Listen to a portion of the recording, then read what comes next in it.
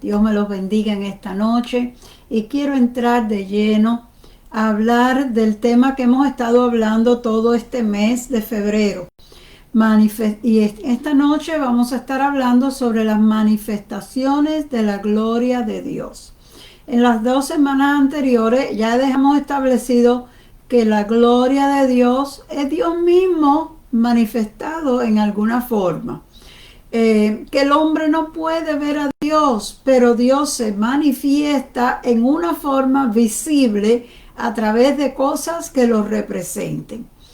Bueno, vamos a hablar de algunas cosas que Dios ha usado, que nos enseña la Biblia, y por ahí vamos a ver si es que podemos en esta noche concluir este estudio acerca de la gloria de Dios. La primera cosa que nosotros vemos por la cual Dios se manifestó fue la nube. Dios manifestó su gloria en una nube. Esto sucedió cuando Dios estaba llevando a su pueblo desde Egipto, donde estaban esclavos, hacia la tierra prometida.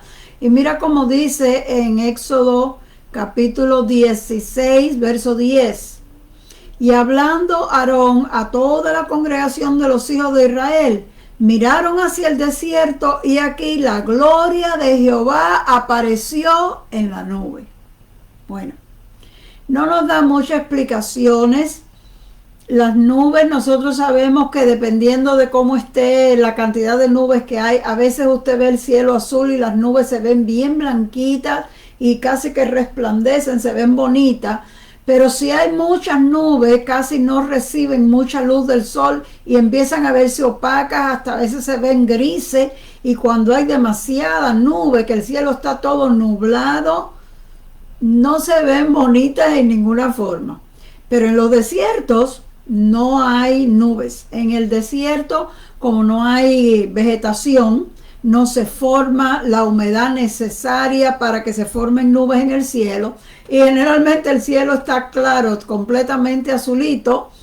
Y Dios puso una nube para que los guiara a ellos, los protegiera, les diera sombra. Yo no sé exactamente cuál era la posición. Yo he visto a veces algunas películas donde ponen, como la Biblia dice que era una columna de nube, ponen una nube como en forma así de columna que va delante del pueblo.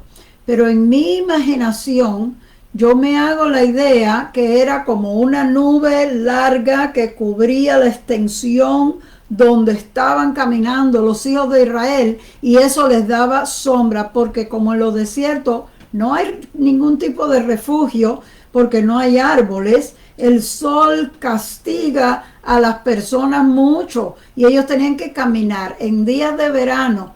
Caminar bajo el sol es difícil. Es un calor insoportable que fatiga a la gente. Por eso yo estoy pensando que la nube posiblemente estaba encima de ellos. Cuando la nube comenzaba a moverse, pues el pueblo tenía que moverse para mantenerse debajo de la nube que les daba su sombra. Pero esa es mi idea. En realidad la Biblia dice que era una columna de nube y muchas personas piensan que era una columna de arriba a abajo. Yo pienso que era en una forma como horizontal, así, pero encima de ellos. Bueno, de todos modos, no era una nube normal, porque la forma en que lo describe aquí Éxodo 16, 10 dice, la gloria de Jehová apareció en la nube. Yo me estoy imaginando que la nube quizás era una nube sencilla, pero en ciertos momentos ese resplandor que a veces nosotros vemos cuando el sol se está poniendo o cuando el sol está saliendo y le hace un arrebol a las nubes, que se ve como el brillo del sol por todas las orillas de las nubes, se ve bien lindo. Yo pienso que quizás era algo así, que en un cierto momento ellos veían que la nube resplandecía en una forma diferente y no lo asociaban con que está anocheciendo o con que está amaneciendo, sino que ellos entendían que era la gloria de Dios, porque sucedía en una época del día que no era apropiado que eso sucediera.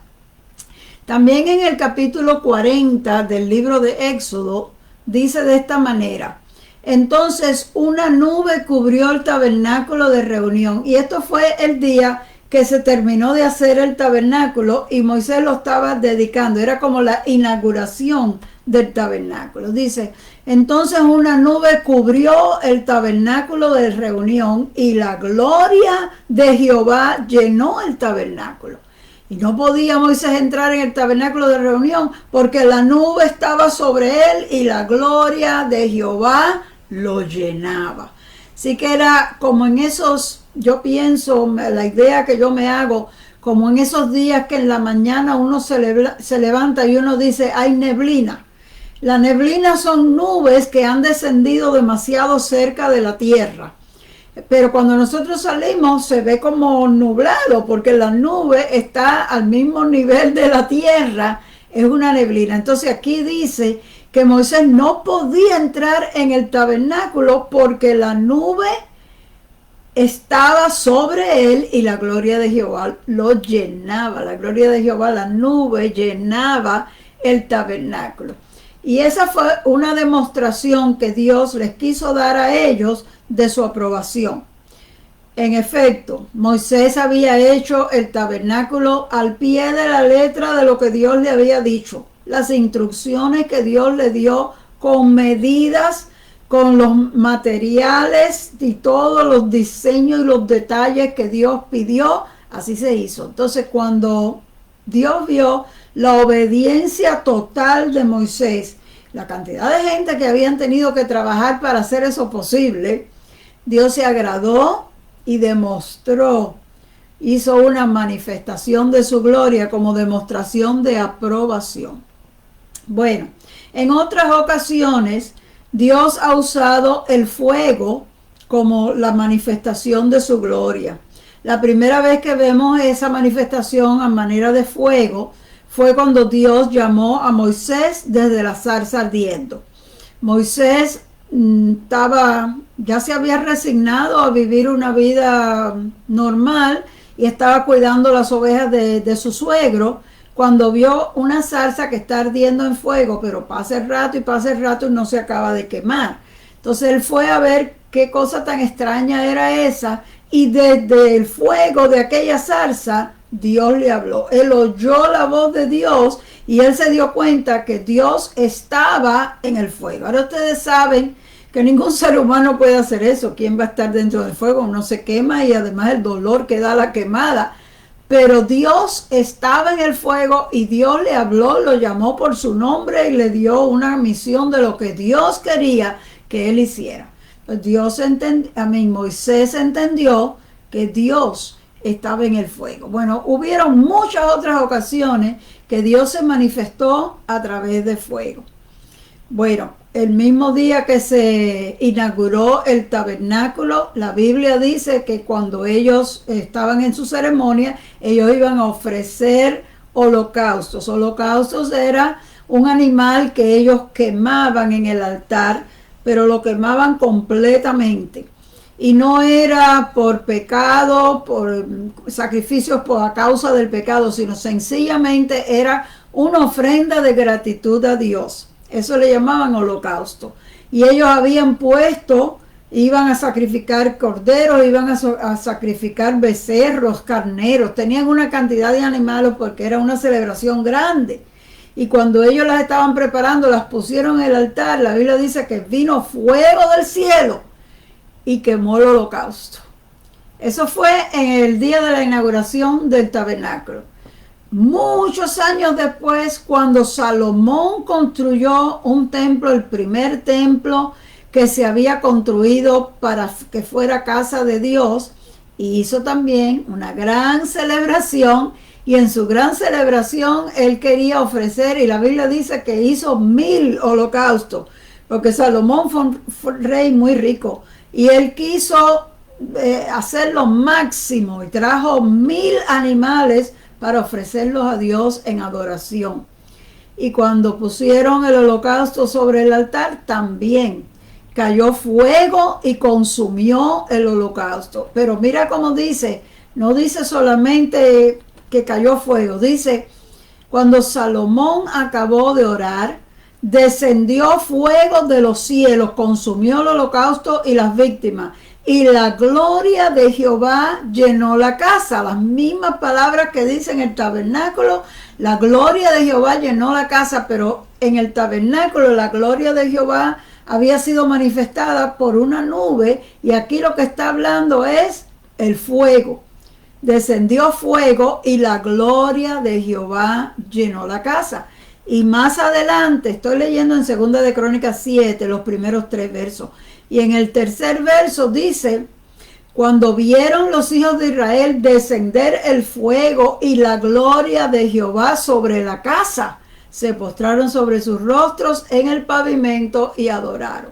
Así que ellos entendieron que ese fuego no era que, ay, se formó un fuego aquí y se asustaron, sino que ellos entendieron que ese fuego representaba la gloria de Jehová. Hubieron otras ocasiones más. Una muy conocida es cuando el profeta Elías retó a los profetas de Baal y dijo, el Dios que conteste por fuego, ese es Dios. Y los profetas de Baal pusieron su sacrificio e invocaron a su Dios, pero no vino ningún fuego. Cuando Elías le tocó, Dios le había dicho, no solo que vas a poner el animal sobre el altar, sino que le vas a echar agua por encima al animal, porque ustedes saben que una cosa que se moja con agua no prende en fuego. Pero Dios le dijo a Elías, échale agua por encima para que ellos se den cuenta lo sobrenatural que es este fuego. Y Elías lo hizo, y tan pronto Elías comenzó a hacer su oración, rápido dice la Biblia, que cayó, y dice en Primera de Reyes 18:38, entonces cayó fuego de Jehová. O sea, no dice entonces se encendió el fuego, se formó una fogata, no. Cayó fuego de Jehová y consumió el holocausto, la leña, las piedras, el polvo, y aún se lamió el agua que estaba en la zanja. Y viéndolo todo el pueblo, se postraron y dijeron, Jehová es el Dios. Qué lindo, ¿verdad? Las manifestaciones de Dios nos dejan a nosotros completamente seguras que estamos delante del único Dios verdadero y del Todopoderoso y suficiente. Por eso es que la reacción que produce ver una manifestación de la gloria de Dios casi siempre es postrarse y adorar a Dios. Hay cosas que suceden que a uno le da susto y en vez uno quiere salir corriendo. Por ejemplo, yo no sé si alguna vez a alguno de ustedes se le ha formado un fuego en la estufa de su casa. Que usted pone algo en la estufa y se distrae y de momento la estufa prende en fuego. A mí me pasó una vez. Y cuando yo vi esa llama ardiendo en el fogón de mi casa, eso me dio un miedo horrible. Hay personas que se le ha formado fuego afuera en el barbecue. Están asando hamburgers o pollo o algo y de momento mucha grasa le cae a los carbones y se forma un fuego y la impresión que uno le da es miedo.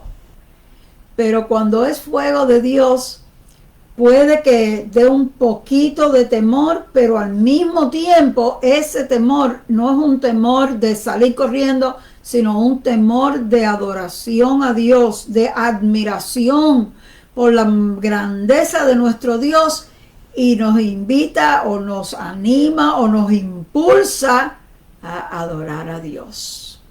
Entonces han habido personas individuales que han tenido una revelación así grande del poder de Dios. Uno de ellos fue el profeta Ezequiel. El profeta Ezequiel en su primer capítulo de su libro dice que él está describiendo en el capítulo 1 una descripción larga de la visión que él tuvo, pero yo voy a empezar por el verso 26 para que no sea demasiado largo. Dice, y sobre la figura del trono había una semejanza que parecía de hombre sentado sobre él. Fíjense que dice que parecía, o sea, él estaba mirando algo tan glorioso que no era exactamente las cosas como nosotros las tenemos aquí en nuestra tierra, pero era parecido. Y dice, y vi apariencia como de bronce refulgente, como apariencia de fuego dentro de ella en derredor, desde el aspecto de sus lomos para arriba y desde sus lomos para abajo, vi que parecía como fuego y que tenía resplandor alrededor. Y entonces termina diciendo en el verso 29, y cuando yo la vi, me postré sobre mi rostro y oí la voz del que me hablaba. Él está viendo una visión de la gloria de Dios, del trono de Dios, Dios mismo sentado en el trono. Pero la explicación como él la da, él lo veía no tan claro, pero veía como la forma de un hombre, pero era de un material diferente y resplandecía, dice que resplandecía como si tuviera fuego en todo su cuerpo. Y cuando él vio eso, ¿cuál fue su reacción? Dice, me postré sobre mi rostro y entonces oí la voz del que me hablaba. Ese es en el primer capítulo. Y en el tercer capítulo del profeta Ezequiel tiene otra visión parecida, pero en diferente lugar. Y él dice, allí vino sobre mí la mano del Señor y él me dijo, levántate y sal al campo y allí hablaré contigo. Entonces me levanté y salí al campo. Y he aquí la gloria del Señor estaba allí parada, como la gloria que vi junto al río, y caí rostro en tierra. Así que en dos ocasiones él tiene una visión de Dios mismo, porque fíjense que la otra vez él hablaba de un trono y de uno que él dice que tenía como forma de hombre, pero él lo veía como forma de fuego refulgente. Y ahora en el capítulo 3 dice, vi la gloria de Dios como la vi junto al río. Así que dos veces él tuvo esa visión de Dios que él le llama visión de la gloria del Señor. Son revelaciones de la gloria de Dios que Dios le ha querido dar a una persona específica. Al profeta Isaías también Dios le dio una revelación así. Y esta posiblemente ustedes se recuerden porque es un pasaje un poco más conocido. Cuando el profeta dice que en el año en que murió el rey Usías, dice, vi yo al Señor sentado sobre un trono alto, sublime, sus faldas llenaban el templo, por encima de él habían serafines, cada uno tenía 6 alas, con 2 cubrían sus rostros, con 2 cubrían sus pies y con 2 volaban. Y el uno al otro daba voces diciendo, Santo, Santo, Santo es el Señor de los ejércitos, toda la tierra está llena de su gloria. Y los quiciales del templo se estremecieron con la voz del que clamaba, y la casa se llenó de humo. Ahora él dice que es de humo, pero no había fuego. Posiblemente estamos hablando de la nube que vieron Moisés y Aarón, que él le llama, y la casa se llenó de humo. Entonces ahora lo que estamos mirando es la reacción de las personas. Él dice, entonces dije, ay de mí que soy muerto, porque siendo hombre inmundo de labios y habitando en medio de pueblo de labios inmundos, han visto mis ojos al Rey Jehová de los ejércitos. Fíjense la diferencia. Ezequiel cuando vio la visión se postró en adoración. Isaías cuando ve la visión le da un cierto temor donde él se siente que él no es digno, que él no merece estar ahí. Esas son reacciones normales, porque Isaías, igual que el profeta Ezequiel, eran hombres profetas dedicados, consagrados a Dios, eran hombres que vivían una vida separada del pecado y del mal. Y cuando nosotros nos dedicamos al Señor, vamos cambiando nuestros modales, nuestras malas costumbres y tratando de alinearnos con la palabra del Señor, nos parece que estamos bien. Nos parece que vivimos una vida correcta y que delante de Dios estamos santos, vamos a decir, porque nos hemos separado. Pero eso es porque nos estamos comparando con los demás y pensamos que los demás están peor que nosotros.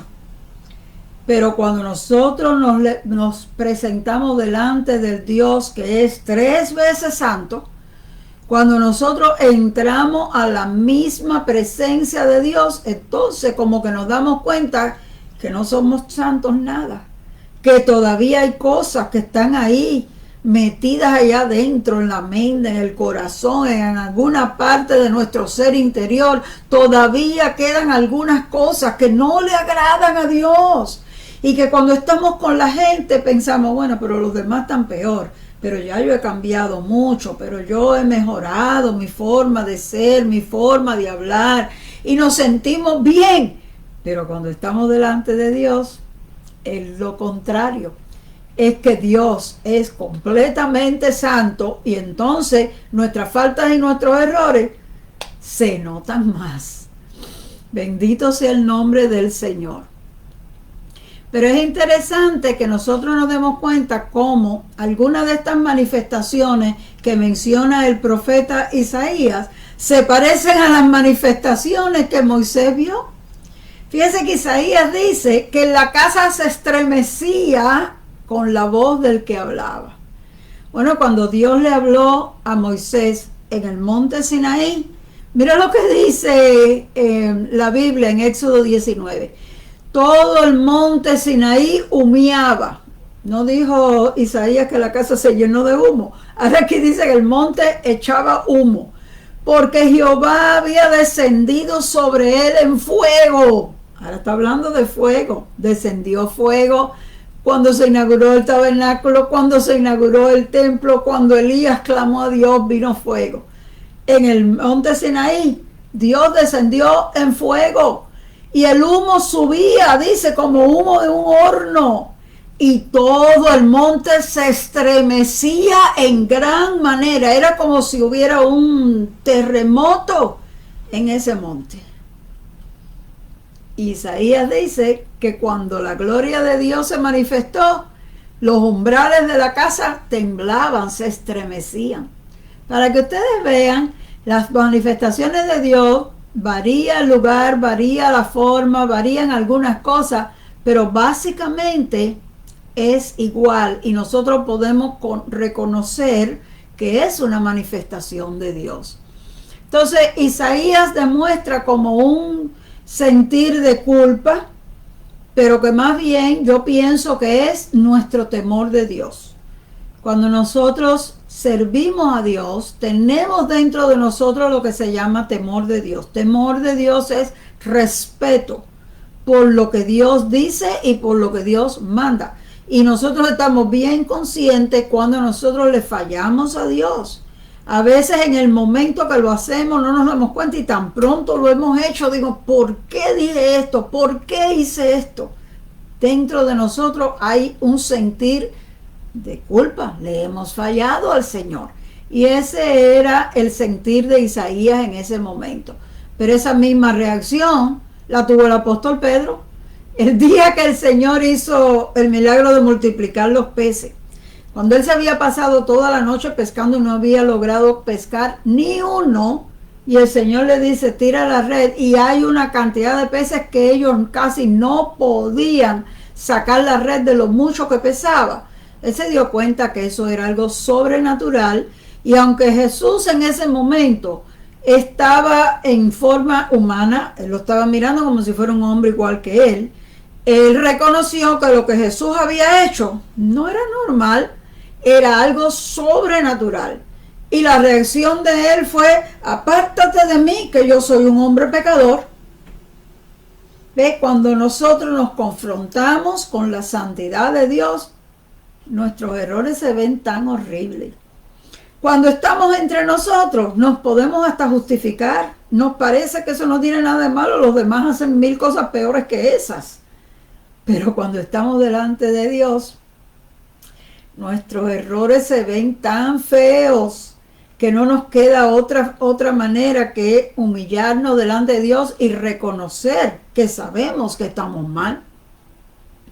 Con eso que Pedro dijo, apártate de mí, lo que le estaba diciendo era que no se sentía digno o merecedor de que Jesús hiciera un milagro para él, cuando él en realidad no estaba sirviéndole a Dios con integridad de corazón, ni le estaba sirviendo como nosotros diríamos full time. A lo mejor él iba una vez que otra a la sinagoga, pero su vida se estaba dedicada a lo material, a ganar el sustento de su familia. Quizás su manera de hablar no era la de un cristiano o la de un judío sincero, sino la de los trabajadores vulgares que hablan y dicen y tiran y jalan y pelean y se insultan. Entonces, con ese reconocimiento, se expresa de esa manera. Apártate de mí no quería decir que lo estaba votando, no quiero verte aquí, sino que él se sentía que él no era digno de lo que el Señor estaba haciendo por él. Pero ese es un pensamiento normal y general. Nosotros tenemos metido dentro de la cabeza una idea como que tenemos que ganarnos el favor de Dios portándonos bien, que tenemos que hacer esto o aquello, si no Dios no va a querer tener nada que ver con nosotros. Y eso es, yo no sé, algo que a lo mejor nos lo han inculcado en nuestra mente, pero Dios no es así. Y Dios a todo el que le dijo una frase de esa manera, se la contradijo tratando de calmarlo. No te preocupes, Pedro, desde ahora te voy a hacer pescador de hombres. En otras palabras, no te preocupes mucho por cómo fue tu vida hasta ahora. Ahora, de ahora en adelante, tu vida puede ser diferente. Entonces, fíjese, el profeta Daniel, cuando él vio esa manifestación de la gloria de Dios, el profeta Daniel la cuenta muy parecida a lo que cuenta el profeta Ezequiel. Y dice: el día 24 del primer mes estaba yo junto a la orilla del río Tigres, y alcé mis ojos y miré, y había un hombre vestido de lino cuya cintura estaba ceñida de un cinturón de oro puro de Ufaz. Su cuerpo era como de berilo, su rostro tenía apariencia como de un relámpago, y sus ojos eran como antorchas de fuego. Fíjese. Entonces él vio la figura del hombre, pero se dio cuenta que no era un hombre normal por la manera en que estaba vestido. Dice, estaba vestido de lino, quiere decir, era ropa blanca. Tenía un cinturón de oro puro. Eso no es normal. En aquellos tiempos la gente usaba un cordón hecho de cualquier cosa. Pero lo más grande no era eso. Dice, su cuerpo era como de berilo. Berilo es una piedra preciosa del color acuamarina. Es un color entre verde y azul. Su cuerpo era de berilo. Eso no es nada normal. Y su rostro, dice, tenía apariencia como de relámpago. Ustedes saben la luz fuerte que forma un relámpago en el cielo. Y sus ojos como antorchas de fuego. Luego sigue describiendo sus brazos, sus pies con brillo de bronce bruñido, y el sonido de sus palabras como estruendo de multitud. Y yo solo, Daniel, vi esa visión. Los hombres que estaban conmigo no la vieron. Pero un gran terror cayó sobre ellos y huyeron a esconderse. Me quedé yo solo viendo la visión y no me quedaron fuerzas. Mi rostro se desmudó, desfigurándose, sin retener yo fuerza alguna. Pero oí el sonido de sus palabras, y al oír el sonido de sus palabras caí en un sueño profundo sobre mi rostro, con mi rostro en la tierra. O sea que él tuvo esa visión, y la visión era como de un hombre, pero él estaba viendo que era completamente sobrenatural. La voz era tan fuerte que dice que los hombres que estaban con él cogieron miedo y se fueron corriendo. Pero él, aunque se quedó ahí, perdió la fuerza y cayó ante la presencia de Dios. Esa fue la reacción del profeta Daniel. Pero no vamos a decir que solamente en el Antiguo Testamento la gente reaccionaba de esa manera. Los mismos discípulos de Jesús que andaban con Jesús y que estaban acostumbrados porque Jesús era tan humano como ellos, lo miraban como si fuera un hombre igual que ellos. Hubo un día que ellos estaban en la barca solos, Jesús se había quedado en tierra y se formó una gran tempestad. Y Jesús vino caminando sobre el mar. Ya eso nada más da a demostrar que no es normal. Ellos se asustaron y primero pensaron que era un fantasma porque venía caminando sobre el mar, estaba oscuro y ellos no se daban bien cuenta que era Jesús. Pero Jesús les dice que no tengan miedo, que es Él, trata de calmarlos, pero no calma la tempestad. La tempestad sigue igual de furiosa y Jesús está caminando y le está diciendo que ellos se calmen.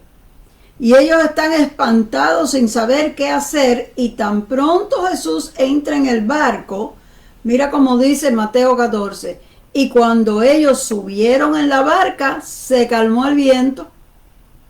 Entonces los que estaban en la barca vinieron y le adoraron diciendo, verdaderamente eres hijo de Dios. El acto totalmente sobrenatural, aunque Jesús no estaba en forma glorificada, ellos estaban viéndolo igual, pero caminó sobre el mar y de momento el mar se calmó. De una tormenta furiosa, todo se puso quietecito, el viento dejó de soplar.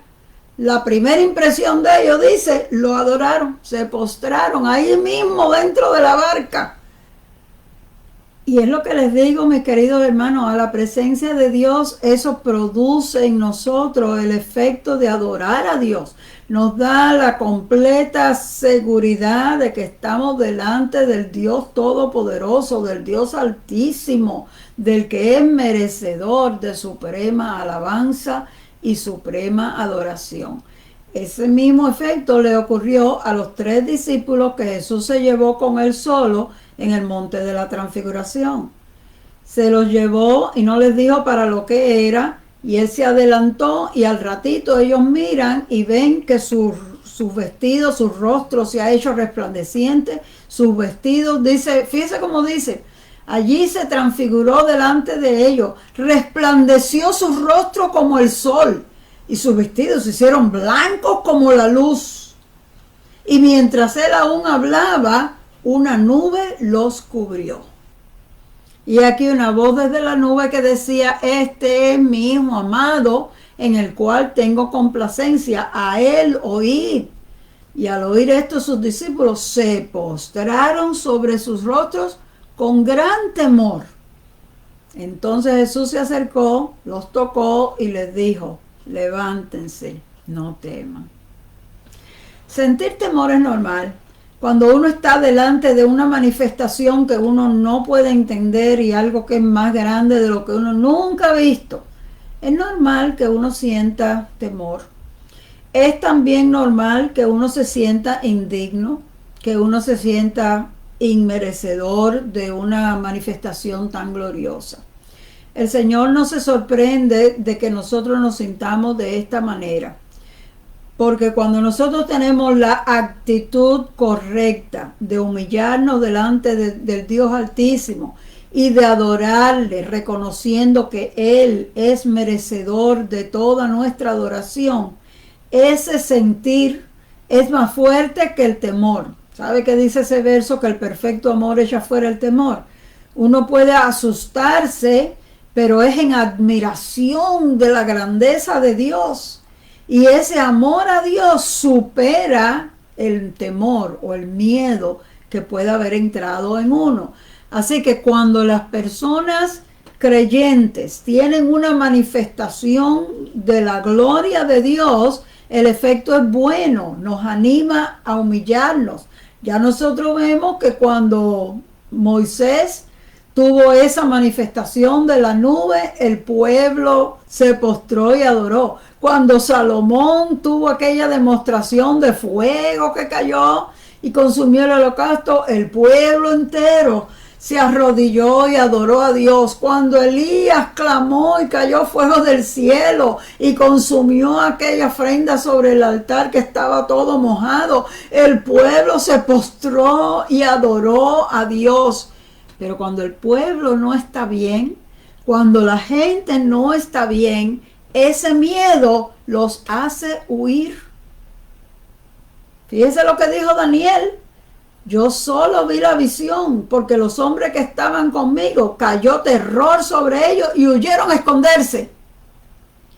El que no conoce a Dios, el que no le sirve a Dios, si está cerca de alguna visión, en vez de maravillarse de la grandeza de Dios, le da miedo y quiere salir corriendo.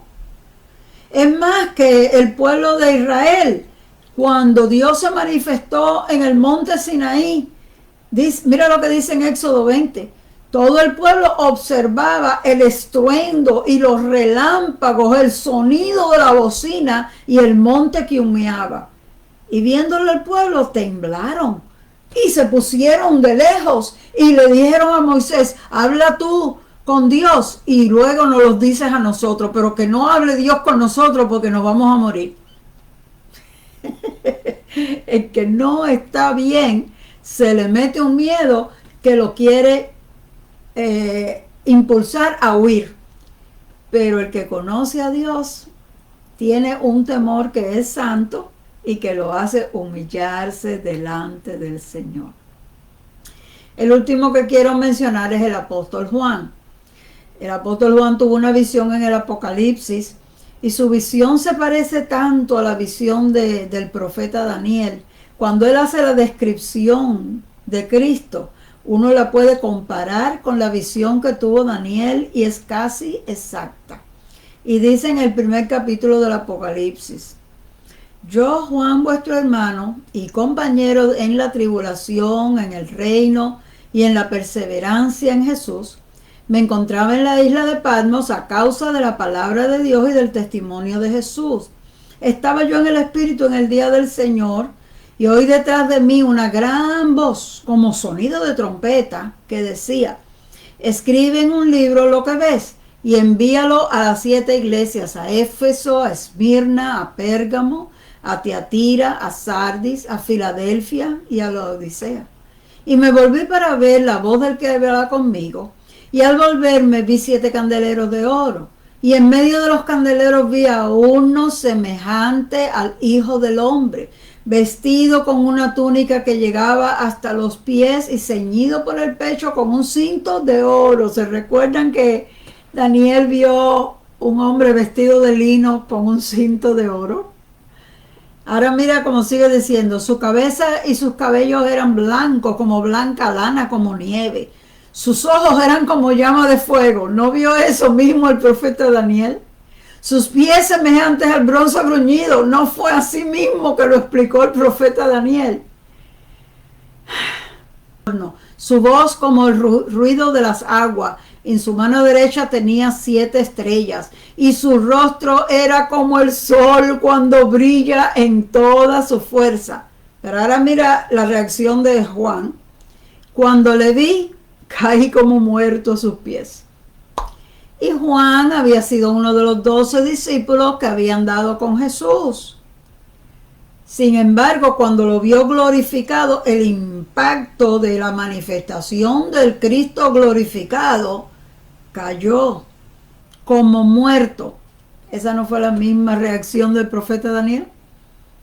¿Qué dice? Perdí mis fuerzas y caí sobre mi rostro. En otras palabras, caí flat, como dice el americano. Y él puso su mano derecha sobre mí y me dijo, no temas, yo soy el primero y el último, el que vivo y estuve muerto. Y he aquí que vivo por los siglos de los siglos y tengo la llave de la muerte y del Hades. ¿Qué fue lo primero que le dijo el Señor cuando lo tocó? No temas. Lo mismo que le dijo al profeta Daniel. Así que el Señor no se sorprende, pero sí nos da una palabra de ánimo para que nosotros no nos asustemos, no cojamos miedo, sino que nos demos cuenta que Dios nos ha dado un privilegio de poder ver una manifestación de su gloria. Así que nosotros vemos que hay 2 clases de reacciones. La reacción de los que aman a Dios es de humillarse y adorar a Dios. La reacción de los que no están bien con Dios es corre, huye, vámonos de aquí. Porque cuando Dios se manifiesta en una forma sobrenatural, nosotros entendemos que estamos viendo la gloria de Dios y eso es muy impresionante y parece ser más de lo que este cuerpo humano puede resistir. Es más que a la naturaleza de nuestro planeta no resiste la presencia de Dios. El salmista en uno de sus salmos dice: a la presencia de Dios tiembla la tierra. Ahora ustedes ven que el monte Sinaí temblaba, los quiciales de las puertas se estremecieron. Aparentemente nuestro planeta no es capaz de poder resistir la gloria de Dios en nuestros medios. Y con todo, Dios quiere manifestarse en medio de su pueblo. El propósito que Dios le dijo a Moisés que le hiciera el tabernáculo, le dijo: háganme un santuario y yo habitaré entre ustedes. Dios quiere habitar, morar, manifestarse en medio de su iglesia.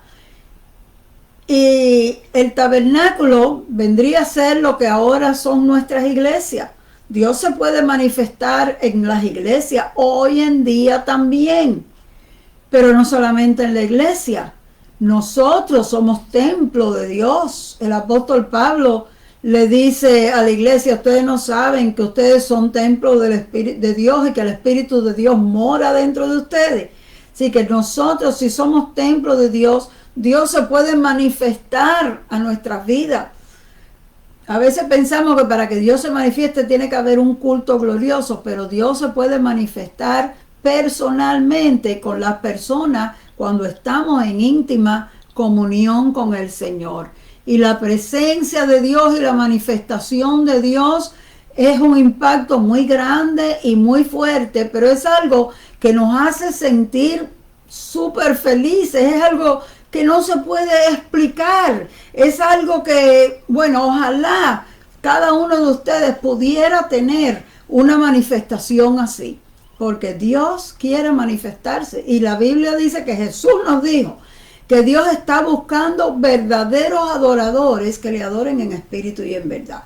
Dijimos la semana pasada, no es que Dios necesite que lo adoremos, es que Dios quiere manifestarse y solo lo puede hacer a través de aquellas personas que lo están adorando sinceramente. La hora viene, dijo Jesús, y ahora es, en que los verdaderos adoradores adorarán a Dios en espíritu y en verdad, porque tales adoradores busca a Dios que lo adore. Nosotros necesitamos adorar a Dios sinceramente en un nivel espiritual. Esto es más que cantar, es alabar sinceramente a Dios. Esto es más que cerrar los ojos, es más que levantar nuestras manos. Esto es adorar a Dios, en establecer una comunión íntima con Dios. Y nosotros tenemos que preparar el ambiente para que Dios pueda manifestarse. Dios se puede manifestar en el día de hoy si nosotros lo buscamos sinceramente, si nosotros hacemos lo que Él nos pide que hagamos, como hizo Moisés. Cuando Moisés obedeció al pie de la letra a lo que Dios le había mandado hacer, Dios manifestó la gloria sobre el tabernáculo. Cuando Salomón obedeció a Dios, Dios manifestó su gloria descendiendo en fuego. Cuando Elías hizo todo lo que Dios le había dicho, Dios se manifestó enviando fuego sobre aquel holocausto. Si nosotros reconocemos y obedecemos y nos sometemos a Dios, Dios puede manifestarse y nosotros podemos. Había un himno antiguo que decía de esta manera: que tiene tu espíritu, que cuando me tocas me hace temblar, que hay en tu presencia, que al manifestarse tengo que llorar. Es que soy tan pequeño que cuando me tocas siento desmayar. Y es que tu presencia no hay aquí en la tierra a qué comparar. No te puedo mirar, ni te puedo tocar, no ha llegado el momento. Y a veces se me afán, pienso que ya no estás, pero vuelvo y te siento. Y cuando me toca con tu Santo Espíritu, lloro, canto y tiemblo.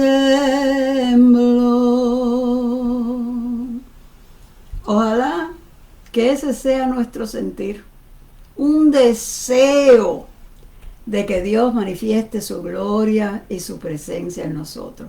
Y aunque no podamos a cabalidad en el sentido literal, tocar, mirar y estar en la misma presencia de Dios, en un sentido espiritual, Dios manifiesta su presencia y nosotros lo sentimos.